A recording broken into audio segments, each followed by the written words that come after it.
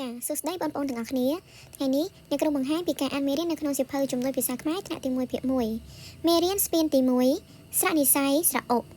ការស្គាល់សូរអក្សរថ្មីពាក្យកុកុកមានសូរចុងអុក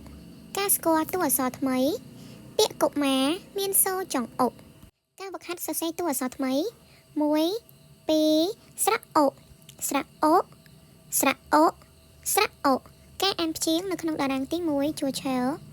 កអុកកុកខអុកខុកចអុកចុកឆអុកឆុកការអានព្យាង្គនៅក្នុងតារាងទី2ជួរដេកកអាកាកអេកេកអីកៃកអឺកកអឺកើកអុក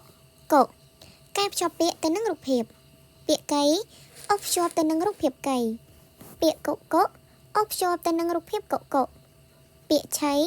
អុកភ្ជាប់ទៅនឹងរូបភាពឆៃការអានអត្ថបទខ្លីកកសសេកាកសសេកុកកុកកុកកុឆៃគួស្រូវកសសេកុកកុឆៃគួស្រូវការសរសេរ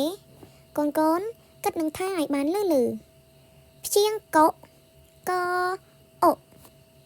ព្យាង្គខុកខអុកព្យាង្គចុកចអុកព្យាង្គឆុកឆអុក